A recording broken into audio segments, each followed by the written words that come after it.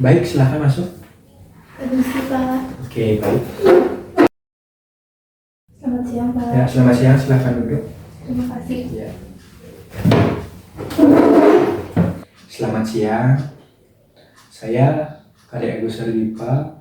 Saya di sini adalah konselor kamu hari ini. Nah, pada kesempatan kali ini kita akan membuka sesi konseling sesi konseling individu dengan berkaitan apa masalah yang kamu alami pada saat ini. Nah, silakan membuat dirimu senyaman mungkin, dan juga di sini saya memiliki sedikit air ya. Ketika kamu butuh air, silakan diminum. Ini air kamu dan juga ini air saya. Dan juga ketika kamu ingin menangis ya silakan dikeluarkan. Ini ada tisu di sini ya. Nah, buat dirimu senyaman mungkin, dan juga sekali lagi terima kasih sudah datang pada sesi konseling pada hari ini. Nah, hari ini kamu bebas menceritakan apa yang kamu rasakan pada saat ini. Nah, saya di sini untuk mendengarkan dan membantu semampu saya dan juga apa yang saya pahami tentang masalah kamu. Silakan. Terima kasih Pak. Jujur, belakangan ini saya merasa sangat bingung. Saya sudah di semester akhir. Sebentar lagi saya lulus. Tetapi saya belum tahu mau lanjut kemana.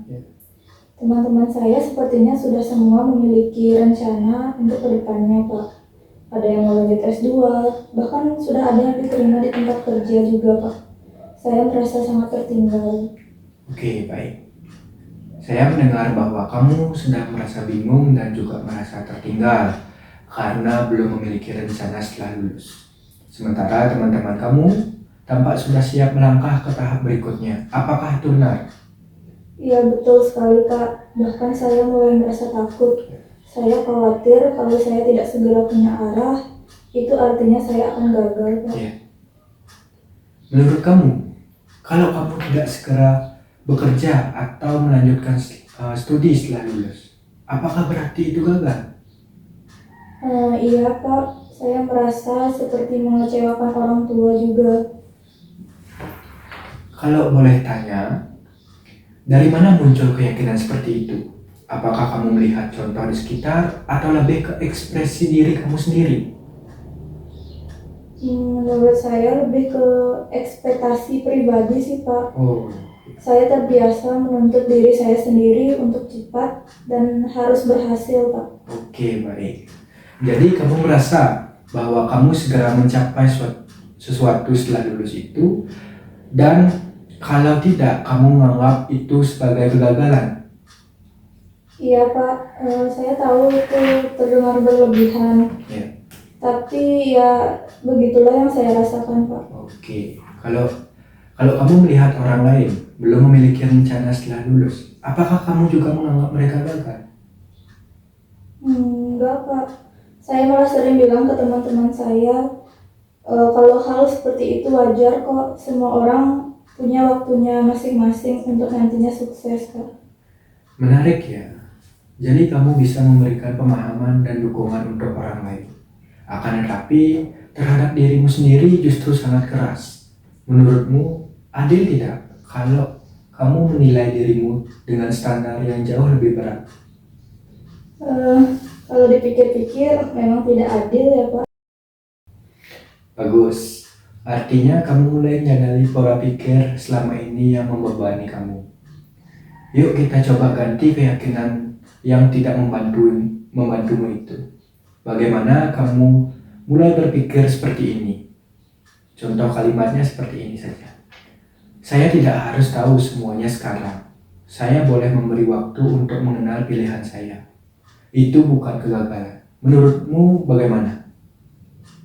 Kalimat itu terasa melegakan sih Pak. Rasanya seperti saya istilahnya diberi nafas dulu. Tidak perlu terburu-buru untuk mencapai tujuan tersebut Pak. Nah, itu adalah awal yang baik.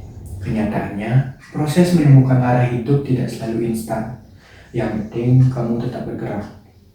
Nah, untuk langkah kecil, Apa yang bisa kamu lakukan minggu ini agar lebih mengenal pilihanmu? Saya akan mulai mencari tahu tentang jalur karir di bidang kesehatan masyarakat. Mungkin dengan cara mengikuti webinar atau diskusi dengan dosen pembimbing saya nanti, Pak. Oke, langkah yang sangat tepat. Kamu bisa evaluasi hasilnya di sesi selanjutnya ya. Yang penting, kamu tidak diam di tempat dan kamu mulai memberi ruang untuk proses ini. Terima kasih banyak, Pak. Rasanya sekarang saya jauh lebih tenang dan lebih lega dan tidak merasa sendirian lagi.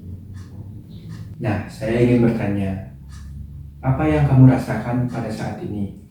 Sesudah kita melakukan proses konseling dan juga sebelum kita melakukan proses konseling, apakah ada perbedaan? Tadinya sebelum melakukan konseling dengan Bapak, saya merasa kalau saya ini sangat tertinggal. Saya merasa menjadi orang yang tidak memiliki rencana dalam hidup.